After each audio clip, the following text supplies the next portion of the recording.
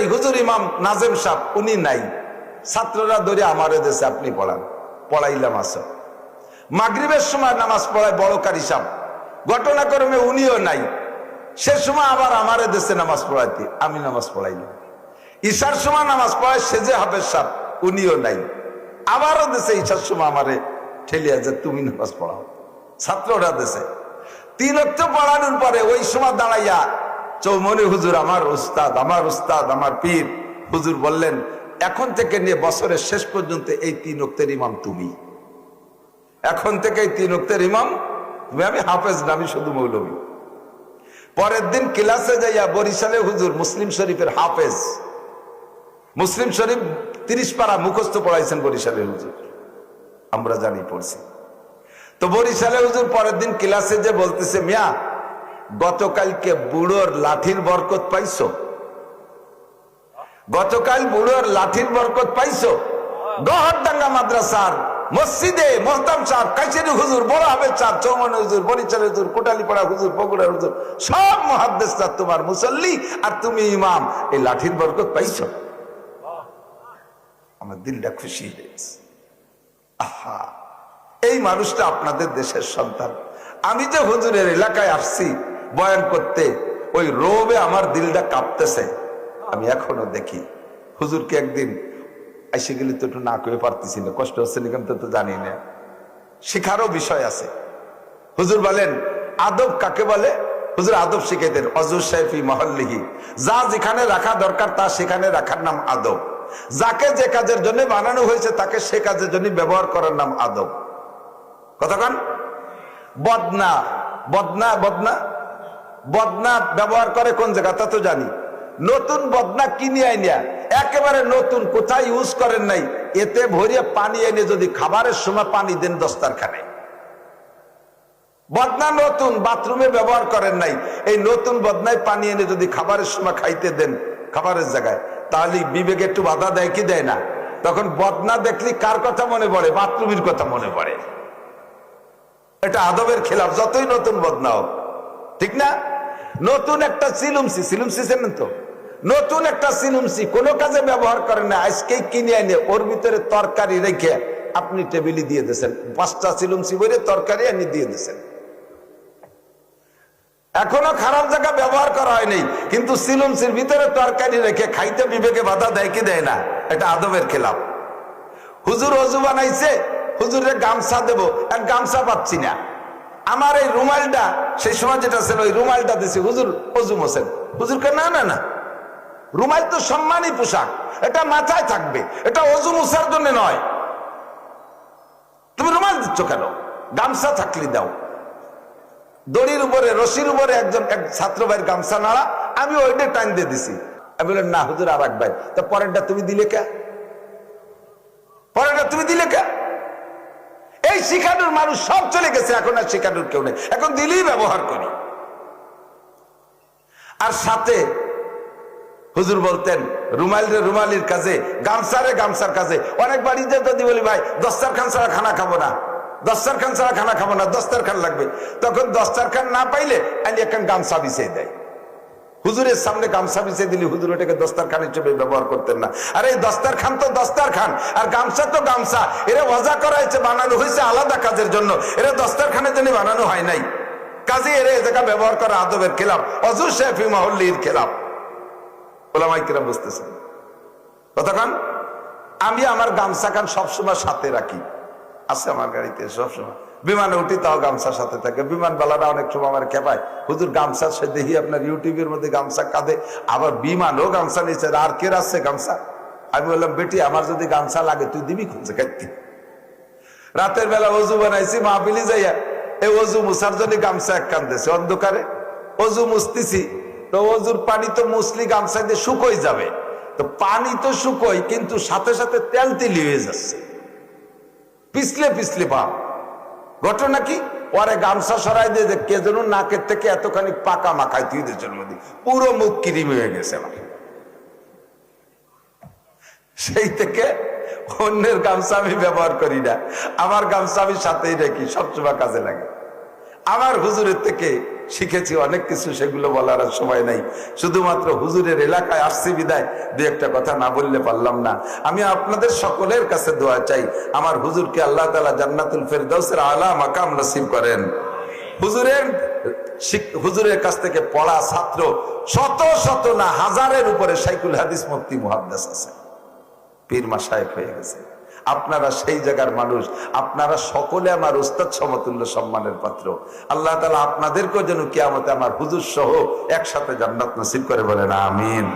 অল্প সময়ের ভিতরে একটু কথা হলো, আল্লাহ পাক রব্বুল আলামিন সৃষ্টি কায়নাতের ভিতরে মানুষকে বানাইছেন সবচাইতে জ্ঞানী করে, মানুষকে বানাইছে সবচেয়ে স্বাধীন করে।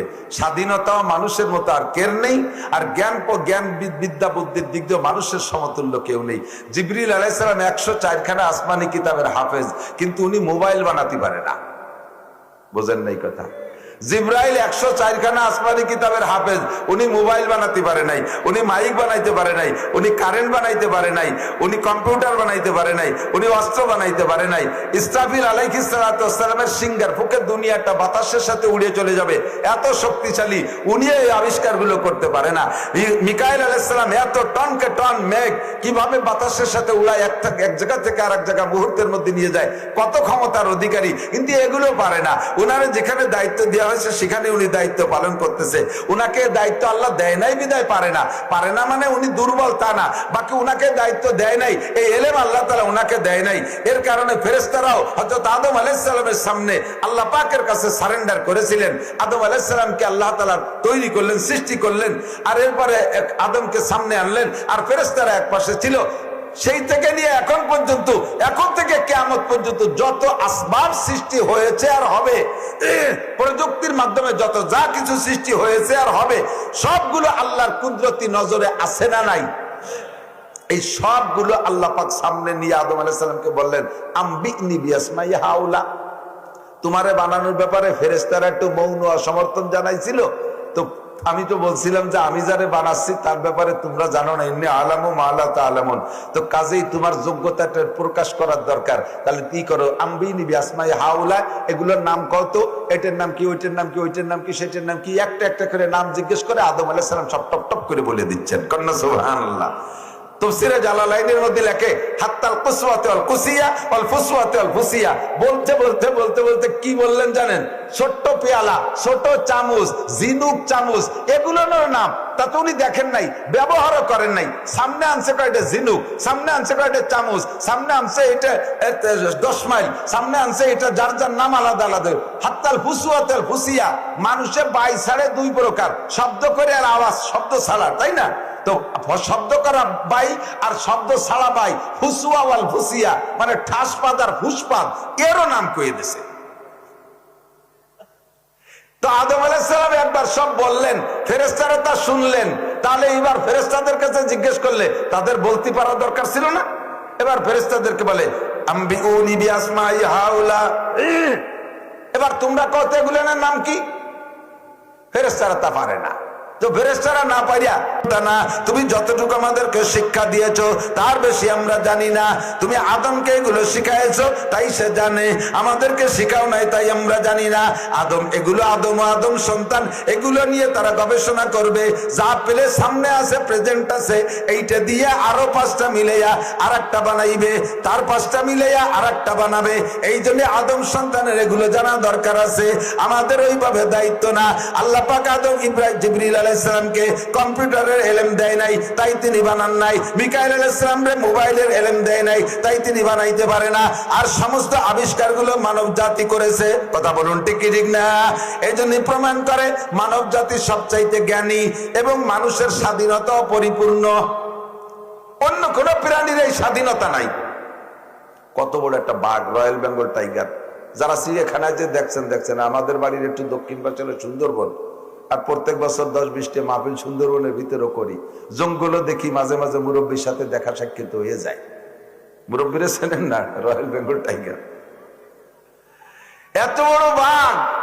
নৌকায় লঞ্চে বসে বাঘরে যদি জঙ্গলের মধ্যে দেখেন, ওই যে বাঘ, আর আপনি লঞ্চে বসা, বুঝতেছেন যে ওই বাঘ এখানে এসে আপনার কিছু করতে পারবে না, তাৎক্ষণিক ভাবে আপনার স্টকের ভাব এসে যাবে। এমন একটা ভয়াবহ চেহারা আল্লাহ তাআলা দিয়েছে। তার এক বাহুর সাথে শক্তিশালী 18 জন যুবকে পারে না। এবার গেলাম, বললো আমরা 40 জন এক দলে সুন্দরবনে কাজ করতেছি, এই 40 জনের মধ্যে থেকে বাঘে যারে টার্গেট করছে তাকে নিয়ে গেল, 40 জন মানুষে ঠেকাতে পারলাম না। এত বড় শক্তিশালী বাঘ, তার স্বাধীনতা শেষ। দেখেন চিড়িয়াখানায় যাই আটকায় দিচ্ছে, চিড়িয়াখানার মধ্যে 12 মাস কাল এতেকাফ করতে তালে আছে। রমজানের আগেই বসে গেছে এতেকাফে, আর কিছু দিলি খায় না, না দিলি রোজা খায়, তার স্বাধীনতা শেষ। বনের রাজা সিংহা, সে ধরা পড়ে গেছে, স্বাধীনতা শেষ। পাহাড়ি এলাকার রাজা, হাতি, বড় হাতি, কত বড় শক্তিশালী। এই সিংহ এবং বাঘ, হাতি সুরার সামনে আসলে একে ব্যাঙ্গের মতো আসার, সেই হাতিটারও 4 হাত পায়ে শিকল দিয়ে বেঁধে রাখছে, তার স্বাধীনতা শেষ। কথা বলেন ঠিক কি ঠিক না? মিকাইল আলাইহিস সালামের স্বাধীনতা নাই। আমরা মিকাইল আলাইহিস সালামকে ঘুষ দিয়ে আপনারা 2000 কোটি টাকা দিছি, এবারে বৃষ্টিটুক বাংলাদেশেই নামাবেন। একলি কি আসবে? উনি ঘুষ খায়? ওনার এই স্বাধীনতা আছে? জিবরিল আলাইহিস সালামের স্বাধীনতা নাই, ইচ্ছা মতো একজনের ওহী আরেকজনের কাছে পৌঁছে দেওয়ার এ ক্ষমতা নাই। কিন্তু মানুষের স্বাধীনতা আছে।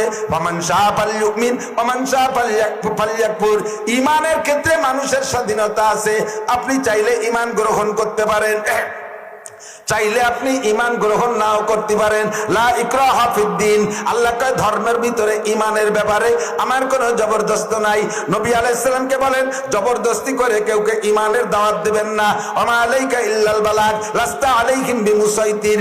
আপনারে দারোগা বানাই পাঠাই নাই যে পিটাই পিটাই হিন্দুরে কলেমা পড়াইবেন, পিটাই পিটাই খ্রিস্টানরে মুসলমান বানাইবেন, গুলির ভয় দেখাইয়া তাদেরকে কলেমা পড়াবেন, তাদেরকে বোমার ভয় দেখাইয়া কলেমা পড়াইবেন, তাদেরকে সামনে কোনো বিপদের ভয় দেখাইয়া ভোট কালেকশন করবেন, এই দায়িত্ব আপনাকে দেই নাই। লা ইকরাহা ফিদ্দিন। ধর্মের মধ্যে কোনো জবরদস্তি নাই। ওমা আলাইকা ইল্লাল বালাগ। আপনার দায়িত্ব শুধু তাবলীগ করা। ফামান শাআ ফালইউমিন ওয়া মান শাআ ফালইয়াকফুর। যার মনে চায় মানবে, যার মনে চায় না মানবে না। মানার লাভটাও বলে দেন, না মানার লাভও বলে দেন। মানি ইহতাদা ফাইন্নামা ইয়াহতাদি লিনাফসি। হিদায়াতের বাণী গ্রহণ করবা যারা, ঈমান আনবা যারা, এর ফলাফল সেই উপভোগ করবা। ওমান দাল্লা ফাইন্নামা ইয়াদিল্লু আলাইহা। আর গুমরাহির পথ যে বেছে নিবা, গুমরাহির একটা ফলাফল আছে, এটা তারই কাঁধে চলবে। আল্লাহ তাজিরু ওয়াজিরাতু বিজরা উখরা। একজনের বোঝা আরেকজনের কাঁধে উঠিয়ে দেওয়া হবে না।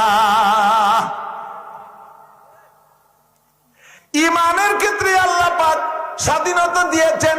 যদি তাই না দিতেন তাহলে কাফের মুশরিক ইহুদ নাসারা মুসলমান যারা আল্লাহকে আল্লাহ বলে স্বীকার করে না, আল্লাহ তাদের খাদ্য বন্ধ করে দিতেন, তাদের সন্তান ডেলিভারি প্রোডাকশন বন্ধ করে দিতেন। আমারে আল্লাহ বলে মানিস না, তোর বোর পেটে বাচ্চা হবে না, ওর বোর পেটকে বাজা করে দিত। আল্লাহ পাক তা দেন নাই। কাফের মুশরিকের সন্তান হচ্ছে, তোরা আমাকে আল্লাহ বলে মানিস না, তোদের খেতে উৎপাদন বন্ধ, তোদের জমিতে ধান হবে না, তোদের জমিতে পাট পেঁয়াজ হবে না। এমন করে আল্লাহ তাদের পর চাপ দিচ্ছেন না, তাদের ক্ষেত্রে একই রকম ধান ফসল হয়ে যাচ্ছে। কথা বলুন ঠিক কি ঠিক না? এটা হলো ধর্মের ক্ষেত্রে, ঈমানের ক্ষেত্রে স্বাধীনতার প্রমাণ।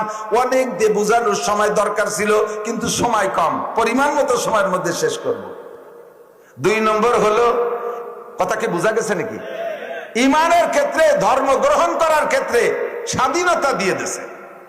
কোনো চাপ প্রয়োগ করা যাবে না কেউকে কলেমা পড়ানোর জন্য, ঠিক? এবার আমলের ক্ষেত্রে সুহুলাত, আসানি, যত সহজ পথ আল্লাহ তাআলা আমলের ক্ষেত্রে অবলম্বন করেছেন। যেখানে যে বান্দার কষ্ট, ওই জায়গা যে আল্লাহ হুকুম শিথিল করে দিয়েছেন।